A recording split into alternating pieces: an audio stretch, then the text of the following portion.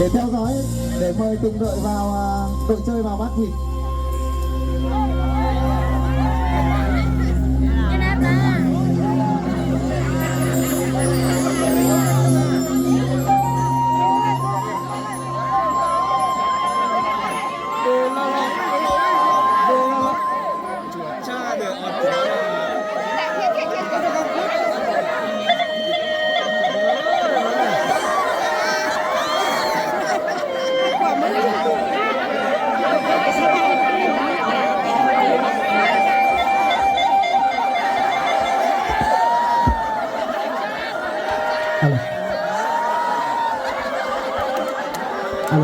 Một lần nữa ban tổ chức chúng tôi yêu cầu cặp đôi nào muốn tham gia thì phải đăng ký cho ban tổ chức thì mới có phần quà. Tiếp theo là sẽ mời cặp đôi của Lò Thị Bản.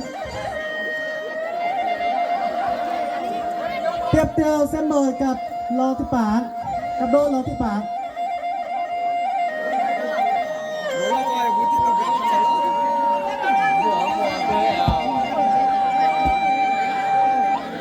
Tiếp theo sẽ mời cặp đôi của Lò Thị Bản. Một lần nữa ban tổ chức chúng tôi yêu cầu cặp đôi nào muốn tham gia trò chơi bịt mắt bắt vịt hãy di chuyển về với ban tổ chức đăng ký thì...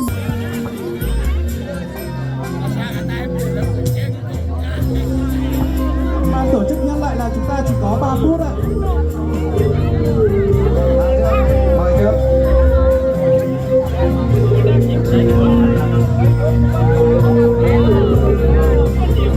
Mời quý vị khán giả đăng ký tại ban tổ chức để bắt vịt đi ạ.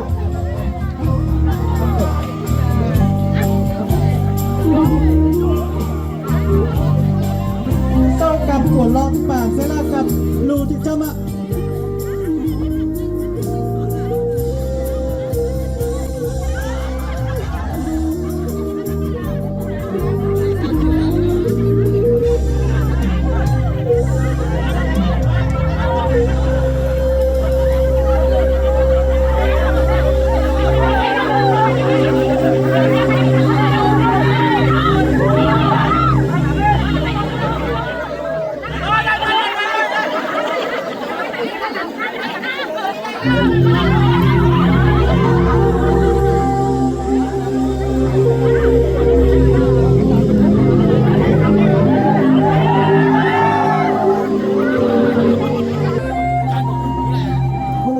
Chúng tôi yêu cầu cặp đôi nào muốn tham gia thì hãy di chuyển về phía ban tổ chức để đăng ký ạ.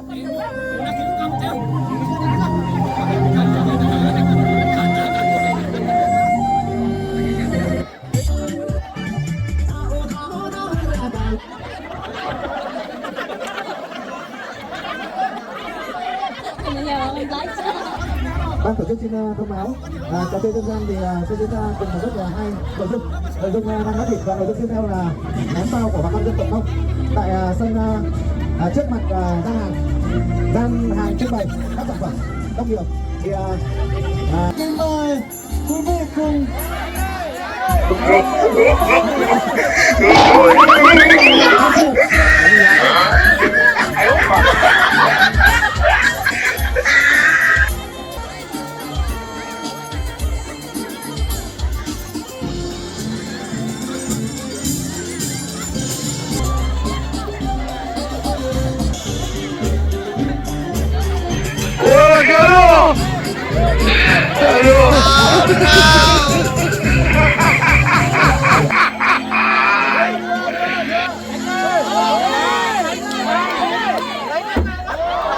xin chúc mừng bạn đã được phần quà.